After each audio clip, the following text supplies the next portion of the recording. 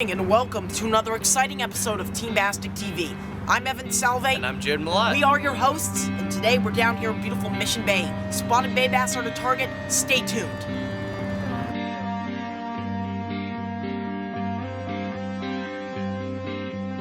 Team Basstic TV is brought to you by Shimano, Power Pro, G Loomis, Big Hammer Swim Baits, War Baits, Uni Butter, Bass King Clothing, and Inox Lubricants.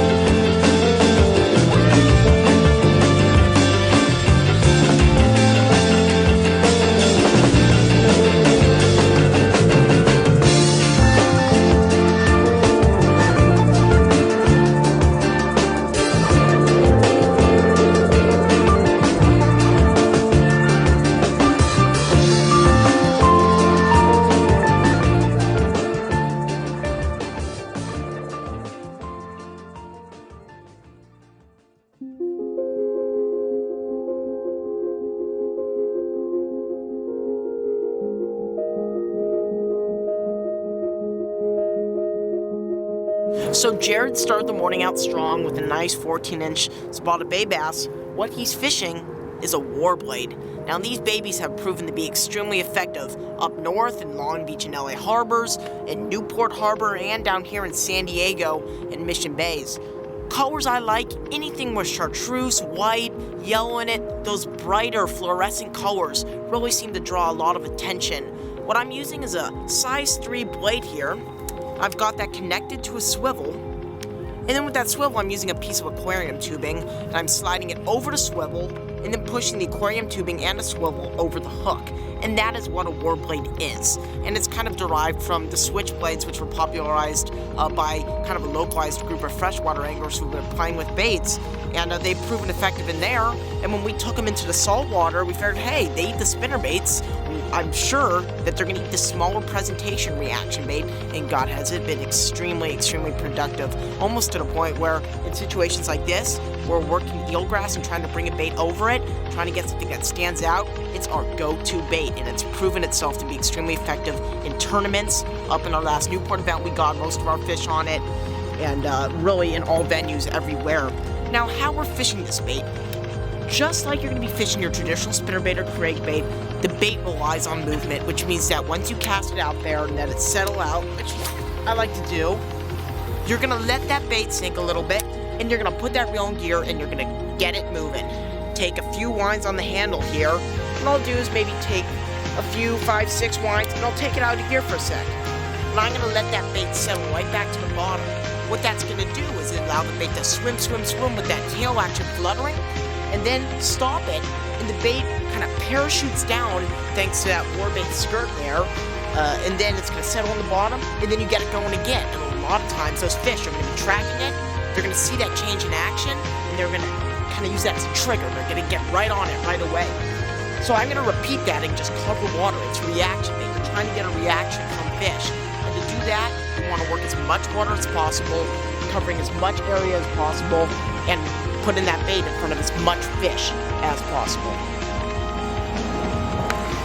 So our day is coming to a close down here in Mission Bay. We're ending it a little early. Why? Well, take a look at the sky. We got storm clouds coming down from the north, and that's gonna put an end to our morning. We spent a paltry 1 hour on the water, but in that time frame, we were able to call some quality fish and keep these guys for pictures. We got all those fish on the war blades, the reaction baits ripped over to eelgrass, and it was a lot of fun. We picked away for about a 45-minute period on the changing tide with those fish. We're really eating those baits with a vengeance. So what do you think, Jared? Oh, it's been a fun day. Got a lot of fish. Can't ask for much more. You can't ask for much more, and it's always good times with good friends. I'm Evan Salve. And I'm Jared Malott. We are Team Basstic, and we will see you on the water.